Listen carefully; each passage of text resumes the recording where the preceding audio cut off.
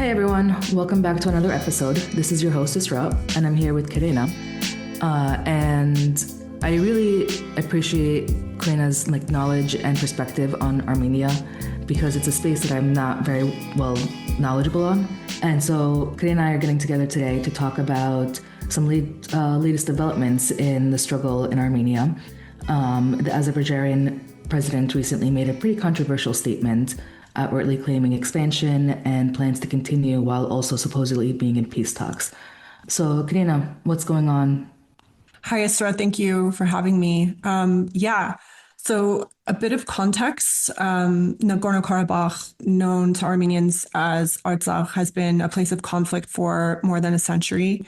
It's historically Armenian, and it was a region that during the Soviet period was placed inside Soviet Azerbaijan.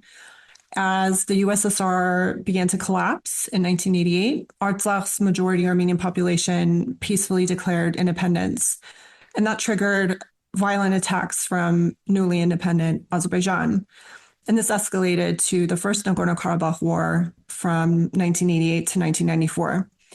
Armenians won that war, and that led to a period of a sort of fragile ceasefire that held for around 30 years until 2020. When Azerbaijan, backed by Turkish and Israeli drone technology, launched a 44-day war. The result was that Azerbaijan captured much of the territory and then later imposed a blockade that cut off food, medicine, essential goods to the Armenians who were still living there.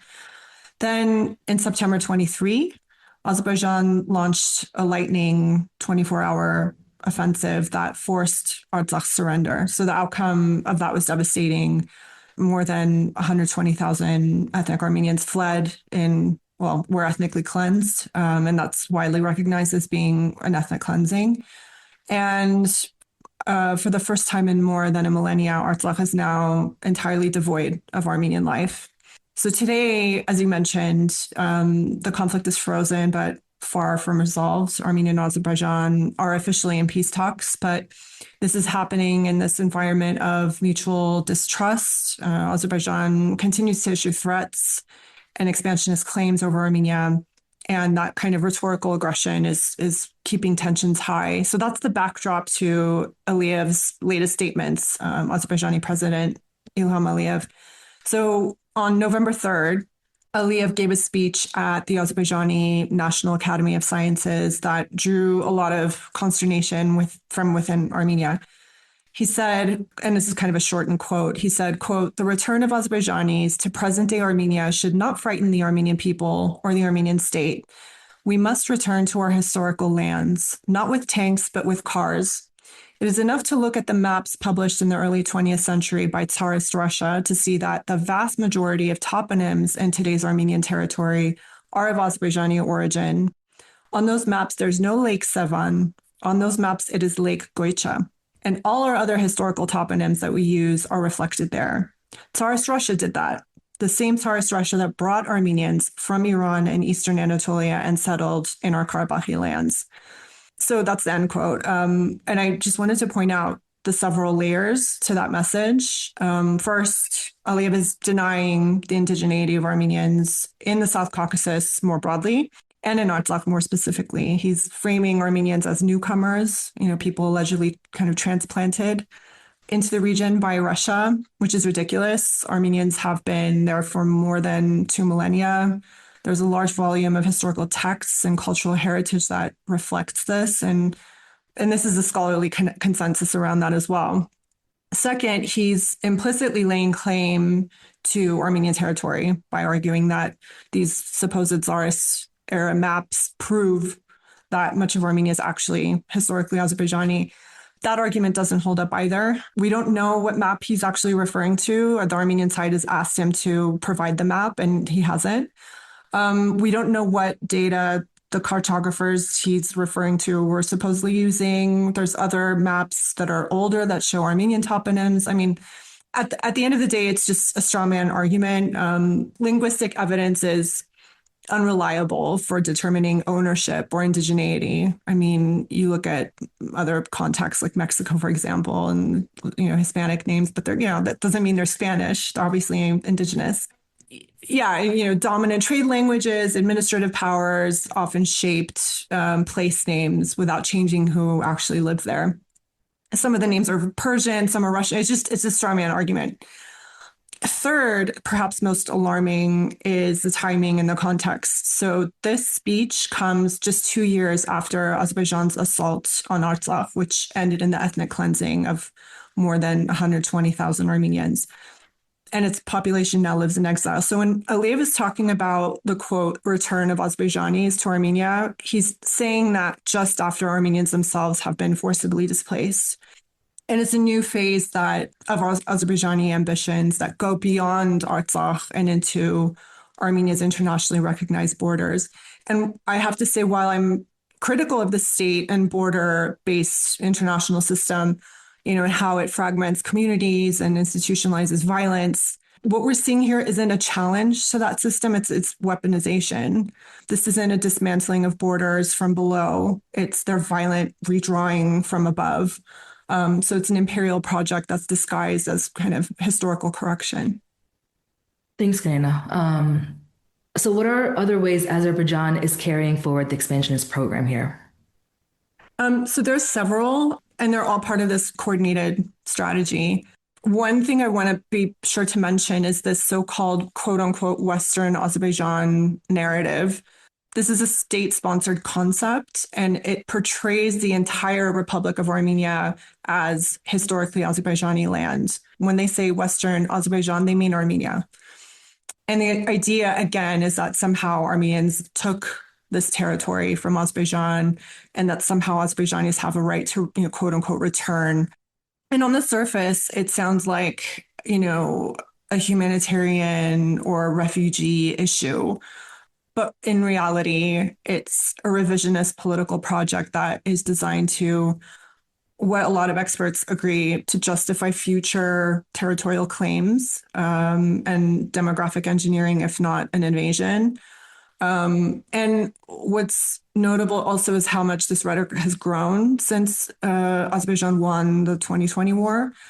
So it went from being this fringe idea that everyone laughed at and nobody took seriously. And now it's been integrated into Azerbaijani education and like school books and media, and also international lobbying.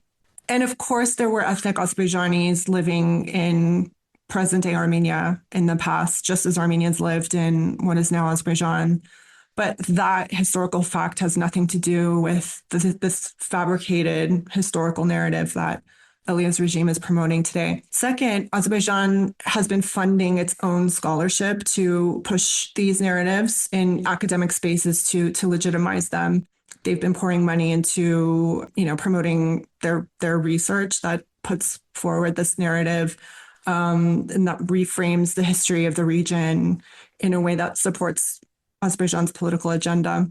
And last is the digital front. Azerbaijan runs bot farms, online propaganda networks, like many autocratic states. They flood social media with this repetitive messaging. It's not sophisticated at all, but it's really prolific. It's everywhere. And it's kind of, used to spam the information space with coordinated talking points, drowning out credible voices, maybe trying to game algorithms even. So, when you search a topic, their state-run search results kind of come up first to kind of normalize these narratives globally.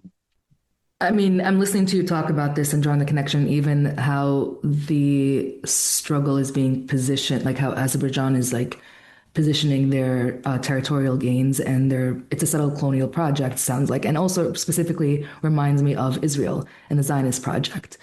Can you talk a little bit about that? I was actually recently watching, I think it was a post on Instagram by Mariam Barghouti, the Palestinian journalist. She was giving a speech somewhere and talking about the way the media has been complicit in the erasure of Palestinian voices. And I do find a lot of parallels with the Armenian case. And what she said was like, the international media being complicit in this erasure before the people are actually erased. So you're like setting the ground, creating these vacuums, these spaces where these voices are suddenly absent, the Palestinian voices, so that then, the actual erasure of the people, the physical destruction becomes possible.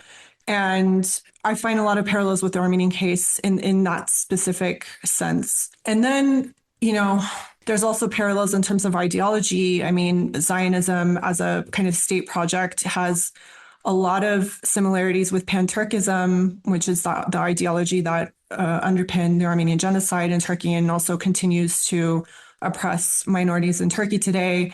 And Turkey and Azerbaijan are both Turkic peoples, and actually they have, long coordinated kind of geopolitical project where they say about themselves, one nation, two states. And it's one of these, information points that it's funnily kind of not mentioned by a lot of journalists when they are talking about the context. And it's enraging. And it happens again in the Israeli case as well, where you're not even listening to them tell on themselves. You kind of assume good faith arguments on their behalf when they're literally in the process of destroying a people, when they're saying what they mean to do through these projects. So, there were lots of, in this specific case, there were a lot of Western journalists who would take issue with Armenians saying that this is a continuation of Armenian genocide in many ways, or at least that, ideologically, the, anti-Armenian xenophobia that's been ingrained in the state is part of that same project. And they would say, no, it's not the same thing, a completely different context. But if you actually look at what the leaders themselves are saying, they're working off each other, they're cooperating in this one project. You had sent me a video of an elder woman, was it in the countryside, and talking about how her home is literally being attacked with Azerbaijani bullets and ammunition, while the Armenian state is denying that anything is happening and that the peace talks are going, right? Can you talk about the response from the people versus the government? And yeah.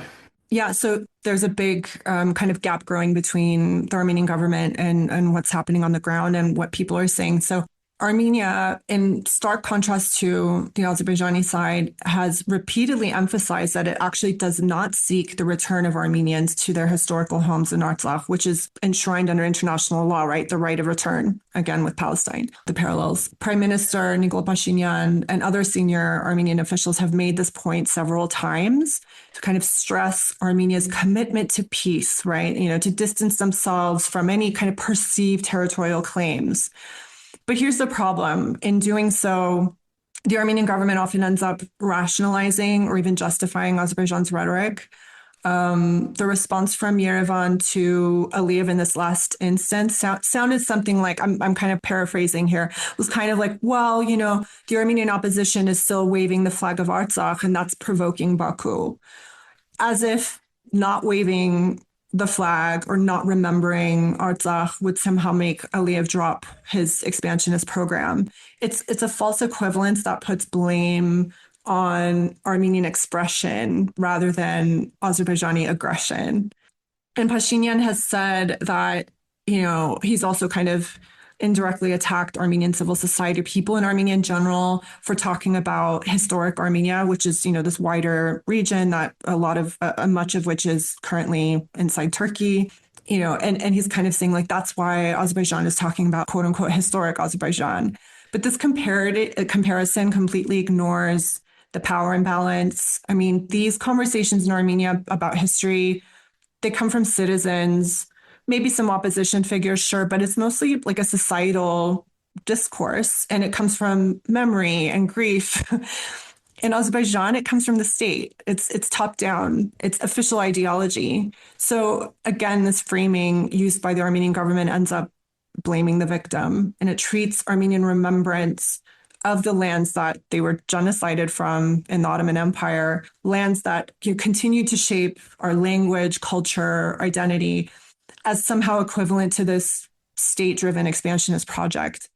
And that's what makes this whole situation so disorienting for many Armenians right now. It's the sense that their own government, in kind of trying to appear rational, peace-seeking, is effectively validating the aggressor's narrative and delegitimizing Armenian historical memory. And that's what's really painful here, is this self-silencing, this pressure to renounce one's own historical memory in order to appear quote unquote modern or rational.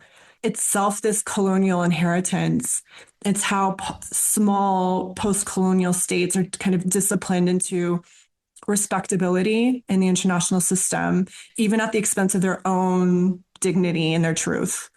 And just going to a question about this woman on the ground who's talking about, ongoing shooting. The context right now is that, ever since Armenians lost the war, Azerbaijan has been trying to push through a corridor that goes through Armenian territory, and it wants to control that route. So, and it says it's supposedly for transit and trade, but it's obviously like to weaken Armenia. But even for Armenia's government, which has generally been very amicable to Azerbaijani demands, that proposal was a red line. Then the Trump administration stepped in and helped broker an agreement between the two sides, one that they've initialed but not actually signed. So they've kind of expressed the intention to, continue negotiations along this line. And part of that deal includes something called TRIP, TRIPP. It's the Trump Road for International Peace and Prosperity. It sounds like something from North Korea, but essentially it's that same corridor that Aliyev wanted, but it's supposedly going to be controlled by an American private firm rather than by Azerbaijan directly. And this sounds bonkers, but for Armenia, this was actually the least bad option. Yeah, wow. Because, the other option was Azerbaijan controlling the whole thing. Yeah. The other option was Russia controlling customs on the route. But this one allowed the Armenian government at least to avoid this overt territorial concession while still appeasing international pressure to kind of open connectivity. So for now, there's this short-term calm. And it's honestly, I was telling a friend the other day, it's the first time in a while, like years, that I remember hearing helicopters or planes and not kind of stopping like in my tracks and holding my breath to listen to make sure it's not something more. Yeah, wow. But that long-term outlook is completely uncertain. Nobody knows details about how this road is going to be implemented, what communities it's going to be going through, what the environmental impact is, who will oversee it. Is Trump even going to be able in the long term to make sure Azerbaijan sticks to its agreement? And at the same time, I don't know how peaceful things even are right now. The video that I sent you, it's a segment with an interview with Arman Tatoyan. He's Armenia's former ombudsperson, and he runs a foundation now. And he was basically giving an interview describing what his team has been hearing from residents in border villages. So people were reporting regular gunfire from the Azerbaijani side. But when his foundation publicizes these incidents, Armenian authorities basically deny the allegations, and they say, actually don't talk about it because we don't want people to panic. And the other day, I actually I have fruit trees and I needed them trimmed. And I had found a guy to come trim them, and he came with his father and his brother. So it was a family. So the father and two sons. And they told me they're from a village named Shamshadin, which is right on the northeastern border with Azerbaijan. And the father told me simply the shooting never stopped. Wow. And that it's like emptying because of that uncertainty. And there's obviously more jobs in Yerevan, in the capital, et cetera. But he kept saying, I just hope for peace. I hope that, things will be calm. And this is how the conversation started. I was like, yeah, it sounds like there hasn't been any shooting for a while. And he was like, no, there is. There is. Yeah. So yeah, there's no reporting on it. There's no acknowledgement from officials. And this is clearly to kind of control the narrative of peace, right? To maintain, again, this image of stability that, we're moving forward towards peace and prosperity, whereas people on the ground are actually living in fear and uncertainty. It's interesting because it's also creating this class divide, right? Where like within Armenian society, where those within the urban places in the city live under this one bubble, and then those outside basically are on your own, and your existence doesn't even actually. It's absolutely 1000%. When people visit from abroad, people who read about the situation, geopolitical situation, they actually express shock and surprise about how normal life seems in the capital, because we live in a completely different reality. It's like cafes and calm and, as if those border areas, they're not far from here, but they might as well be in another world. Wow, yeah, it's that reminds me of like the settlements in the new administration type settlements in Egypt, where basically all the upper class people just went, and it's such a bubble but then if you go into the center, it's just a whole completely different experience, especially in Cairo. Yeah, and that impacts reporting because, especially foreign journalists who come in to report things, how often do they go and actually talk to people on the ground, the people who are most affected Right. by these policies? Yeah. Yeah. And I also can't like again it stands out to me like the Armenian government's role like I found myself thinking about the Palestinian Authority and drawing the connections there. It's like just trying to appease to gain authority while the people getting lost in the process, you know? Exactly. Absolutely. Absolutely. Yeah. It does make you really question like the legitimacy of the state and who gets to be the state and at what cost and everything that you're bringing in right now. Yeah. And it's funny because a lot of this is sold to us as, well, this was the least bad option. And at least, there is actually this argument also from certain government officials and their allies saying that, well, yeah, we had to let Artsakh go in order to save Armenian statehood. Yeah. Yeah. This was the price we had to pay. And at the same time, you get the suppression of historical memory and identity coming from the government itself. So What you've like tapped into it a bit, but like, can you talk more about the international response? Like, I'm interested at like the national, like the global international official level, but also are people to people solidarity? Have you seen any of that? Yeah, so internationally, Armenia is becoming, out of the three countries in the South Caucasus, Armenia is probably the most, westward oriented, even though on paper, Armenia is a member of Russia-led customs union, et cetera. The Armenian parliament recently passed a resolution that, with the intention to eventually join the European Union. I mean, that's like in dreamland right now, but the point is the country is supposedly moving in that direction. At the same time, there's very little kind of support from the European Union about these human rights issues. I mean, there's a few European MPs who are aware and do raise these issues from time to time within European Parliament. But as a whole, I mean, the European Commission especially is just absolutely silent about that stuff. And it's, in one word, it's because of energy. Azerbaijan is selling natural gas to the European Union at a time when the EU is desperate to diversify its energy supply away from Russia. So there's this striking hypocrisy. I mean, the EU is boycotting Russian energy because Russia invaded Ukraine and attacked the self-determination of its neighbor. But Azerbaijan is doing the same thing and being rewarded for it. I mean, this is something that, leftist thinkers have been saying for a long time. This is in the so-called post-colonial world, we're still running on these extractive hierarchies. Europe is condemning some powers while feeding others. As long as the pipelines keep flowing in the right direction, everything's fine and business as usual. And part of the reason that this is the case is because Azerbaijan is embedded in regional energy infrastructure. I mean, Azerbaijan has a lot of oil and gas. It's embedded in these pipelines that go to Turkey and also to Europe.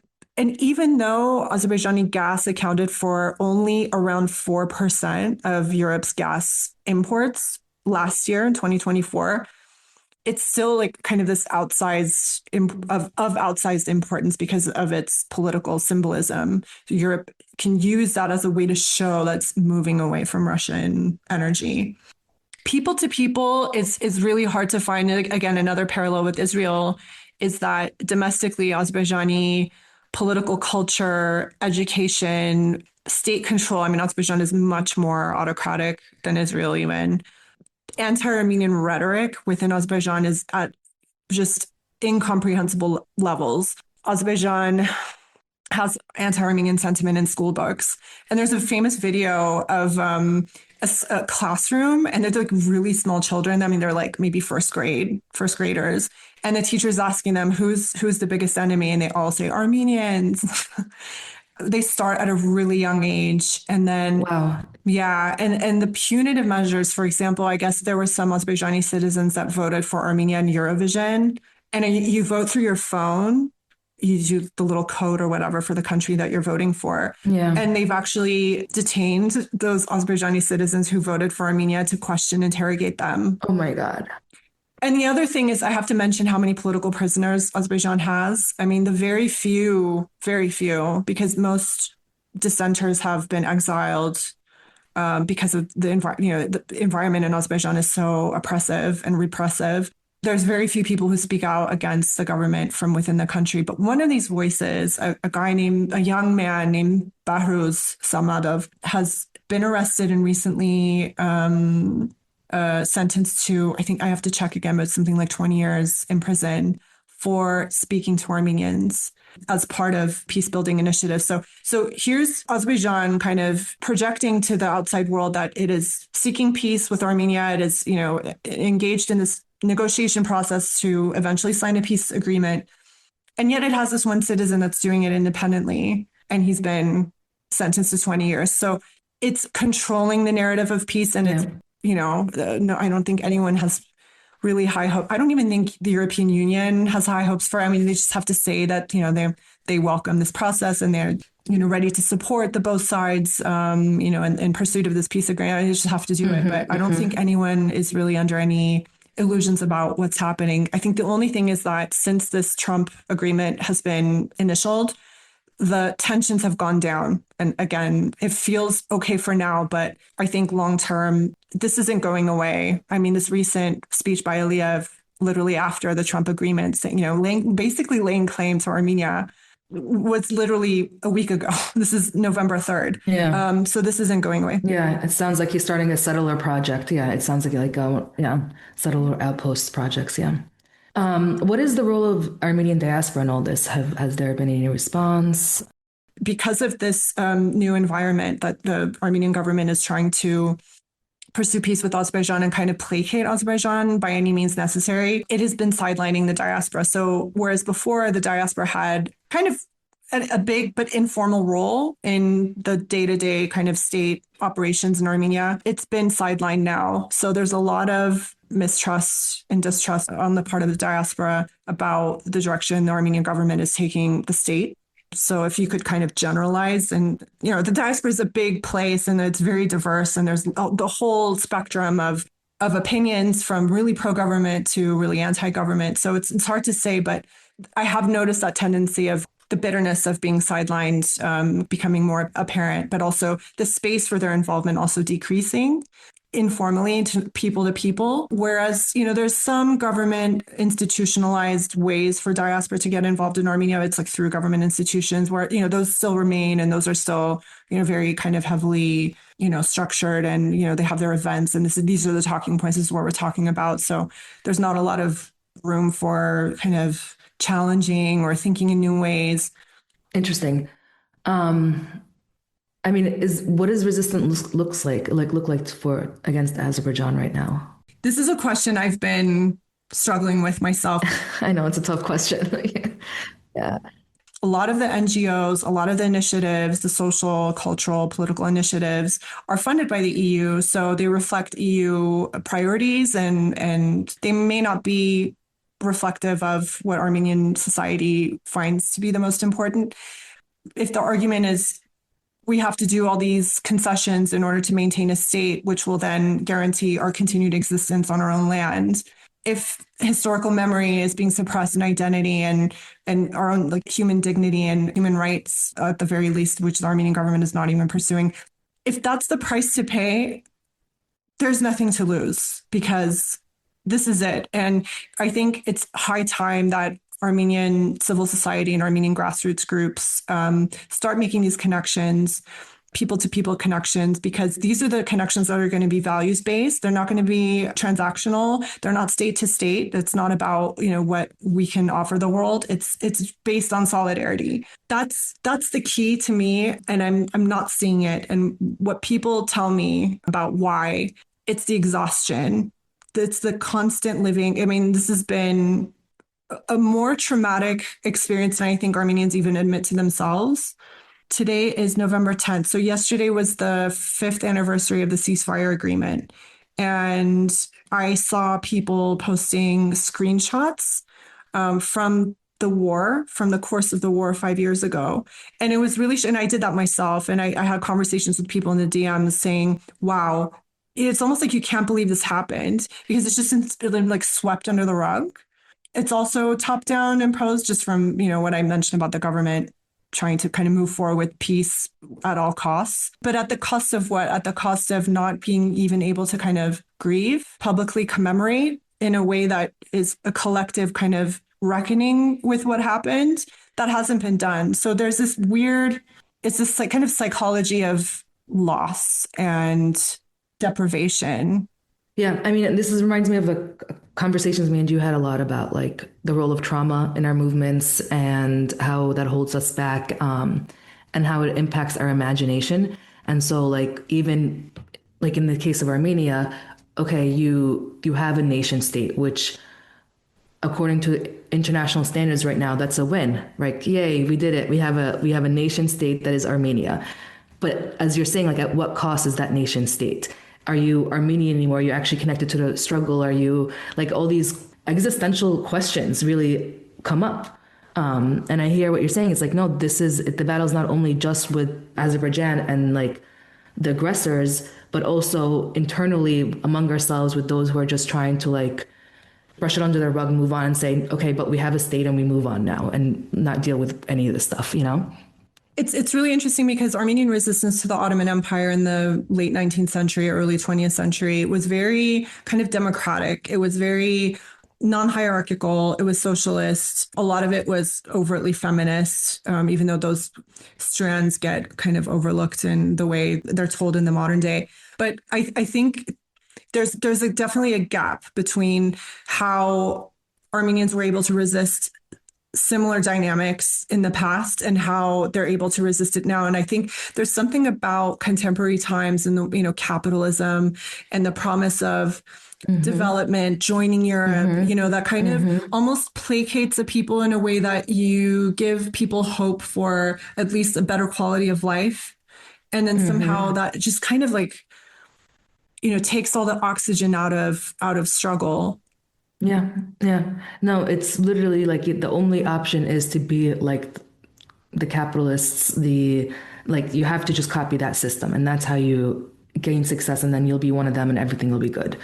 You see it not only in Armenia, you see it all over. Like Egypt is the same way, right? Like in those settlement spaces that I was telling you about earlier, English is used as like the primary language, which is like baffling to me, right? Like, or like they speak, like the upper class will speak Arabic with an English accent. So, right. And it's like, and it's an extreme class divide, but that's what's considered progress.